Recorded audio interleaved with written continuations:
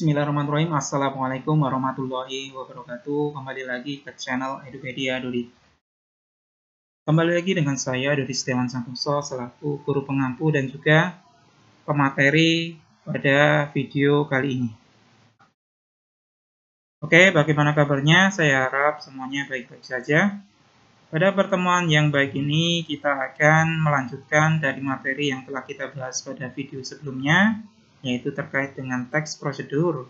Ya, pada video sebelumnya kita telah membahas tentang teks prosedur dimulai dari pengertian, ciri-ciri, jenis, kemudian struktur dan kebahasan dari teks prosedur itu sendiri. Nah, pada video selanjutnya atau video kedua ini kita akan membahas mengenai jenis, contoh teks, dan juga langkah membuat atau memproduksi teks prosedur yang akan kita buat. Oke, silahkan nanti pelajari betul-betul, pahami apa yang kami sampaikan supaya nantinya kalian dapat membuat atau memproduksi atau menyusun dari teks prosedur yang ingin kalian buat.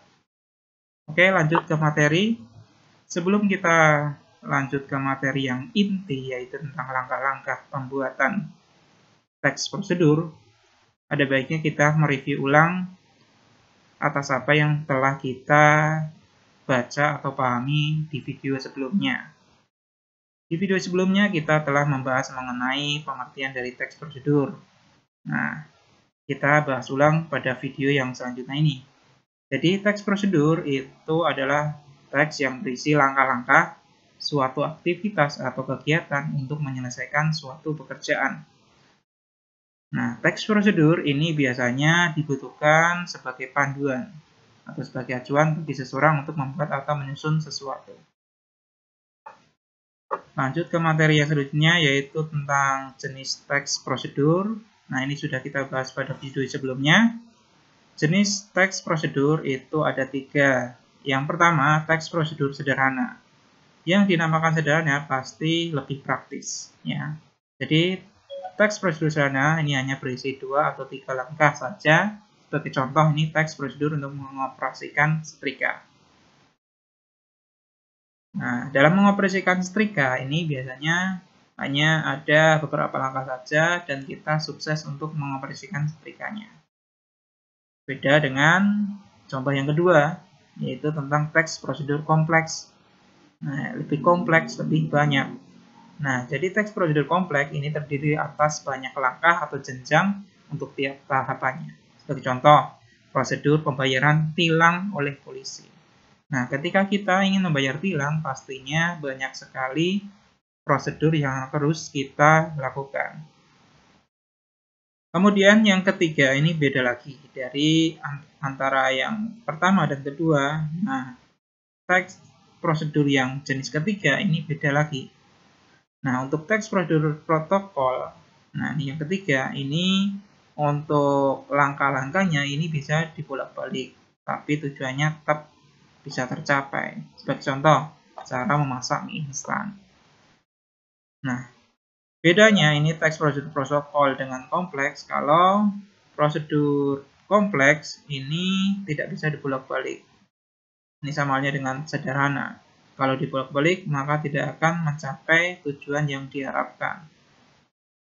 Sebagai gambaran, ketika kita ingin membayar tilang, ya, apabila kita bolak-balik, maka tidak akan mencapai tujuannya, ya.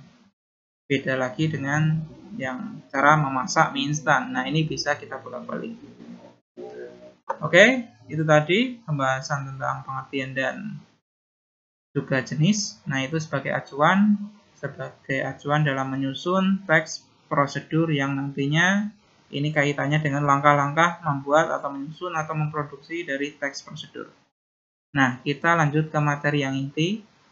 Nah, langkah-langkah menyusun atau membuat atau memproduksi teks prosedur ini kami rangkum dari berbagai sumber. Ini menjadi 6 langkah, ya. Langkah yang pertama yaitu menentukan topik atau temanya. Nah, dalam kalian menyusun teks prosedur harus kalian tentukan topiknya dulu.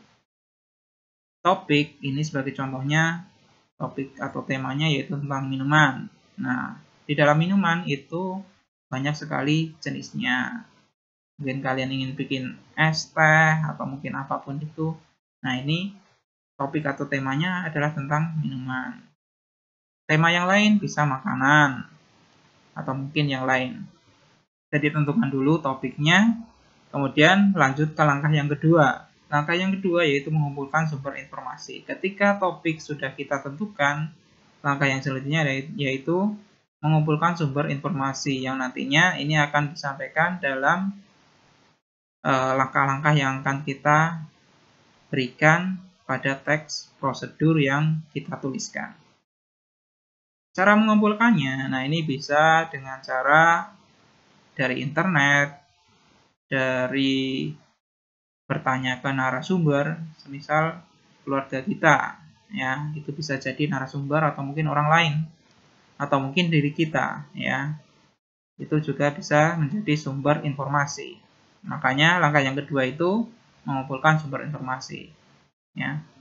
Kemudian yang ketiga yaitu membuat kerangka, ya. Masih ingat ya struktur dari teks prosedur bahwa ada yang namanya judul, tujuan, kemudian langkah-langkah, kemudian